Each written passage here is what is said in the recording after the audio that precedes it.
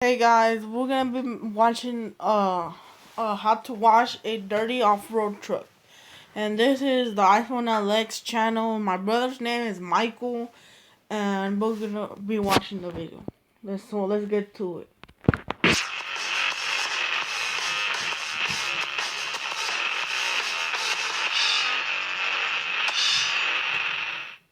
Today, our buddy Kenny dropped off his F-250, which he just got back from Johnson's Valley. And as you can see, it's completely thrashed, completely covered in dirt, mud, and debris. So we're going to show you guys the proper way to wash your truck without installing new swirls or scratches. Now today, I'm introducing our brand new soap, Tough Mudder. And what that's designed for is to add extra lubrication and an extra slick feel to any truck that's been covered in mud, debris, any kind of things that can scratch the paint. Because a lot of you guys drive off-road and ATVs, trucks like this, or maybe in a camper that gets covered in mud and debris that can scratch if you're not careful when you're washing. So Javier and I are going to show you how to do this. We're going to start off with the dirtiest area being the wheels, obviously. Then we're going to move on to this black paint. Alright, so we're going to attack this dirty wheel right here and rims with our Sticky Citrus wheel cleaner. We're going to be using our Easy Reach wheel brush and our blue Stiffy brush for the outside of that tire and get that, debris, the dirt, all that stuff off. So we're going to be using our pressure washer, but we're not going to have it on actually because we don't want to induce any more scratches and didn't need be. So we're going to lightly pour it on and then get started. Thank you, Nick. So we're going to get started, just a couple sprays everywhere. Start off with the tire first and then go in with the rim. And you want to let the chemicals, do its job a little bit. So you want to wait a little bit. It's already turning brown, as you could see, so it was really dirty. Give it like a couple sprays, probably like 2 or 3 is fine. You just want to go in there and, just lightly take out the dirt. You're going to let the chemicals do its job. You're just there to support it. Get that brown gunk off, all that brake dust, all that hell this wheel and the rim went through. Just take it all off. So as you're in the midway point, you're going to want to give it a quick dump in the dirt trap. That way you get all that loose dirt, debris, that contamination off, so you don't put it back on in the other half of the rim. And you want to do the same thing, just add a couple more. And same thing, start from the other side, middle down. Get that rim looking good.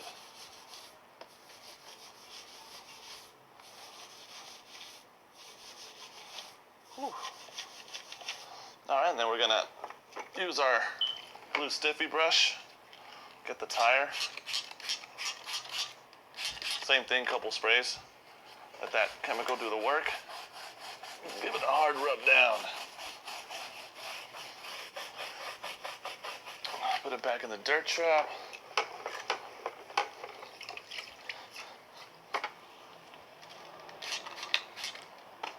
Get the other side.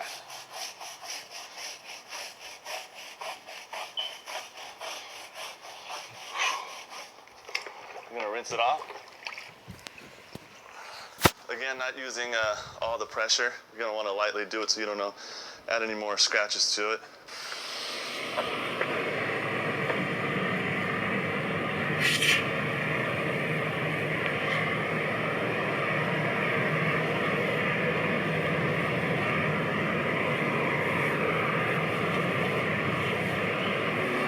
All right, so we're gonna finish the rest of the 3 tires, and after that, we're gonna go straight and wash this big truck and get it all cleaned up. All right.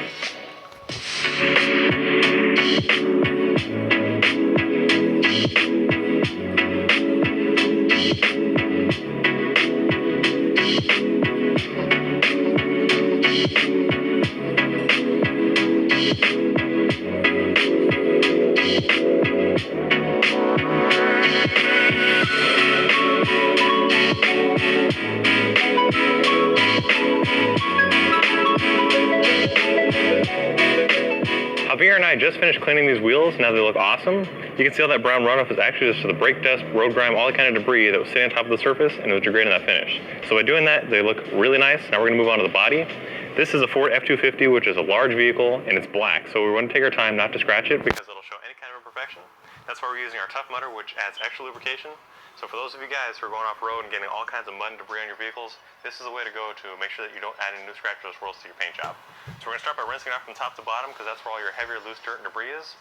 And Javier mentioned on the wheels, the name of the game of detailing is to make the car look better than it was before. So by adding swirls and scratches, it's degrading the finish. So same thing with the wheels, we're going to take our time to gently rinse it down, and then we'll get into the foaming process where we'll emulsify any of that dirt and debris. And by emulsifying it, we're encapsulating it and trapping it so that it glides right off the surface without adding anything new swirls or scratches. So Javier, let's get started with rinsing it down, then we can move on to the foaming process.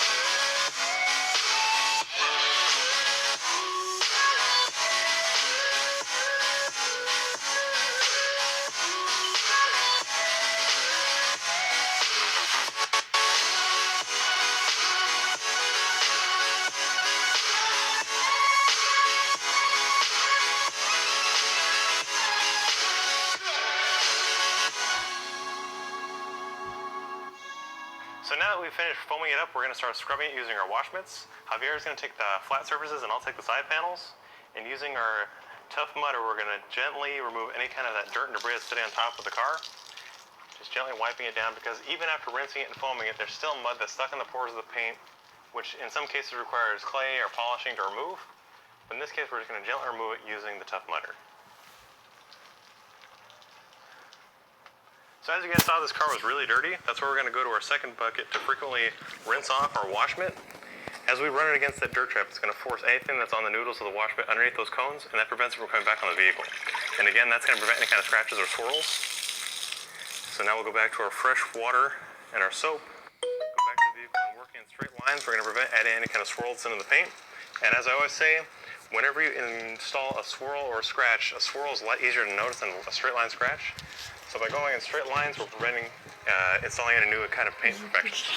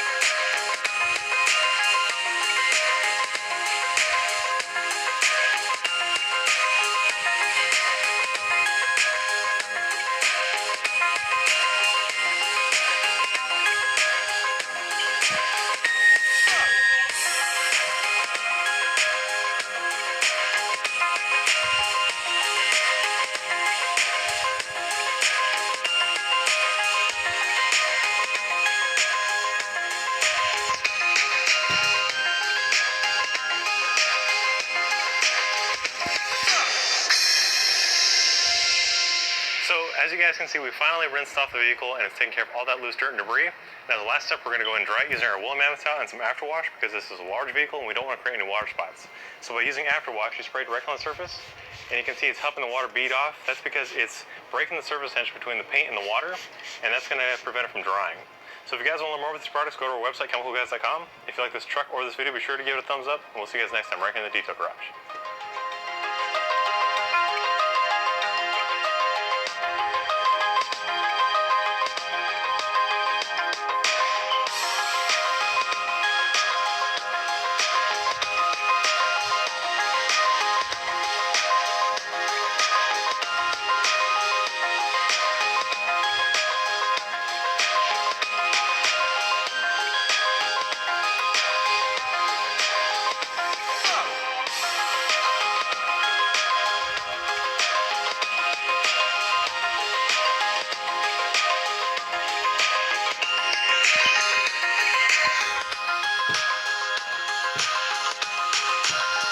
Please like and subscribe.